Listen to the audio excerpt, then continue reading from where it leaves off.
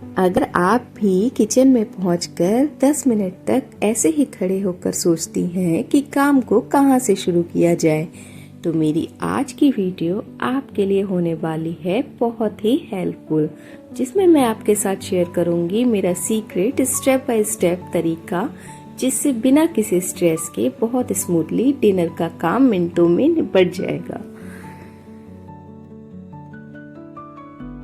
शुरू करते हैं पावरफुल 3 स्टेप्स के साथ। स्टेप नंबर 1 है माइंड और किचन को रीसेट करना। जब किचन पहले से बिखरी होती है तो आलस और बढ़ जाता है, इसीलिए खाना शुरू करने से पहले मैं सिर्फ 2 मिनट देकर काउंटर टॉप को बिल्कुल खाली और साफ कर देती हूँ। सिंक में अगर दोपहर के 2-3 बर्तन पड़े हैं तो उनको साइड कर देती हूँ।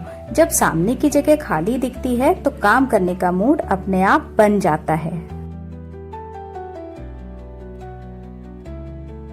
बहुत बार हम प्लान करके रखते हैं और सोच करके रखते हैं कि शाम को डिनर में क्या बनाना है, पर बहुत सी बार ऐसा होता है कि हमने ना ही कोई प्री प्लानिंग की होती है, ना ही हमें समझ में आता है कि क्या बनाएं।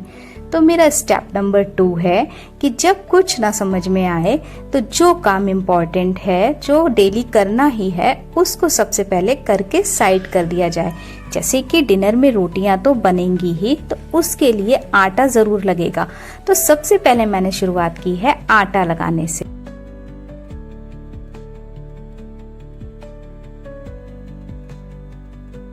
जब समझ में नहीं आता है क्या बनाएं, तो हमें कोशिश करनी चाहिए कि हमारा मेन्यू बिल्कुल सिंपल रहे, क्योंकि प्री डिसाइडेड कुछ भी नहीं होता है। तो मेरे पास जो भी सामान अवेलेबल होता है, मैं कोशिश करती हूँ कि उसी में कुछ सिंपल सा डिनर बना दिया जाए।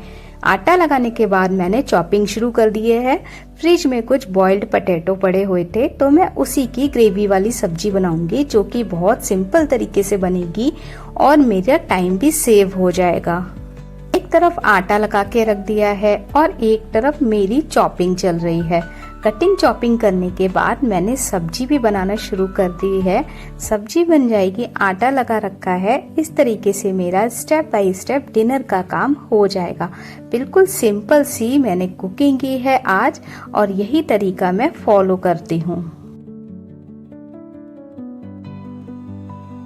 नेक्स्ट स्टेप है सबसे जरूरी काम के साथ साथ सफाई। खाना बनाने के बाद जो बर्तनों का पहाड़ खड़ा हो जाता है ना, असली आलस उसी का होता है। इसीलिए जैसे ही आटा गूंथा, परात को तुरंत धो दिया। सब्जी का मसाला भुन रहा है तो चाकू और चॉपिंग बोर्ड को बहते पानी के नीचे साफ कर दिया। जब आप खाना परोसेंगी तो सिंक में एक भी बर्तन एक्स्ट्रा नहीं होगा। अब मेरी सब्जी रेडी है, आटा भी लगा रखा है। अब मुझे डिनर के लिए केवल रोटियां सेकनी है और सबको डिनर कराना है। तो उससे पहले मैं ये जो सिंक में थोड़े से बर्तन जमा हुए थे, इनको धुल के रख दूंगी, ताकि जब सारे लोग डिनर कर लें उसके बाद मुझे किचन का जो सिंक है वो भरा हुआ ना मिले। स्टेप नंबर 3 है काम के साथ साथ सफाई। डिनर का स्ट्रेस खाना बनाने से ज्यादा बाद में फैले बर्तनों और गंदे स्लैब को देखकर होता है। इसीलिए मेरी आदत है कि जैसे ही सब्जी में तड़का लगा, मसाले के डिब्बे तुरंत अपनी जगह पर वापस रख दिए। सब्जी पकने के बीच जो 5 मिनट मिलते हैं, उसमें चॉपिंग बोर्ड और चाकू को तुरंत धो दिया। आधी किचन मेरी तभी साफ हो जाती है। क्या आप जानते हैं, जब हमारा किसी काम को करने का मन नहीं होता तो असल में हमारा शरीर नहीं, हमारा दिमाग थका होता है। इसे साइकोलॉजी में स्टार्टिंग ट्रबल कहते हैं। आधे घंटे पहले मैं सोच रही थी कि शुरुआत कहाँ से करूं, वहीं अब सारा काम भी निपट गया। काम शुरू करने में जितनी एनर्जी लगती है, काम होने के बाद उससे 2 गुनी मानसिक शांति भी मिलती है। अगर आपको भी आलस आ रहा हो तो आप ये तरीका जरूर अपनाएं। डिनर बनाने का काम मेरा खत्म हो चुका है। अब मैं डिनर करने से पहले एक बहुत इम्पोर्टेंट काम करके जाऊंगी, जो है इस बर्तनों के टोकरे को खाली करना, ताकि जब मैं डिनर करके आऊं और बर्तनों को धुलूं तो मुझे ये टोकरा बिल्कुल खाली मिले। और गैस, चूल्हा और किचन टॉप मैंने पहले ही क्लीन कर दिया है। तो अब मुझे डिनर करने के बाद केवल बर्तन धुलने रह जाएंगे, वो भी बहुत थोड़े से, क्योंकि सारे बर्तन तो मैंने पहले ही धुल दिए हैं। तो यही होता है स्टेप बाय स्टेप प्लानिंग करके काम करने का तरीका। सारा काम खत्म करने के बाद अब लास्ट का ये इम्पोर्टेंट काम, जो कि है जिन कपड़ों से आपने किचन की क्लीनिंग की थी, अब बारी है उन कपड़ों को क्लीन करने की। तो मैंने एक बोतल में लिक्विड सोप यही किचन में रख रखा है, ताकि जब मुझे कपड़ा धुलना हो तो मुझे बाथरूम में ना जाना पड़े, या मेरे पास कोई ऑप्शन ना हो कि अब साबुन नहीं है या फिर यहाँ पर अब ये कपड़ा नहीं धुल पाएगा।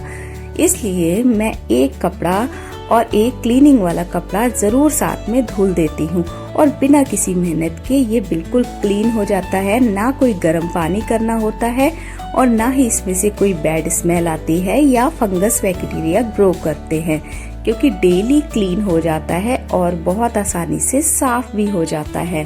तो आप भी इस तरीके से जरूर करके देखना। और ये देखिए, बिना किसी सिरदर्द के हमारा सारा काम खत्म हो गया और किचन भी एकदम क्लीन हो गया। जब हम स्टेप बाय स्टेप काम शुरू करते हैं तो काम का बोझ नहीं लगता। उम्मीद है मेरा आज का रूटीन और टाइम मैनेजमेंट टिप्स आपको पसंद आई होगी। अब आप लोग कमेंट सेक्शन में मुझे बताना कि जब आपको खाना बनाने में आलस आता है तो आप सबसे ज्यादा क्या चीज बनाना पसंद करते हैं। तो चलिए मिलती हूँ नेक्स्ट ब्लॉग और नेक्स्ट रूटीन के साथ। Till then bye bye.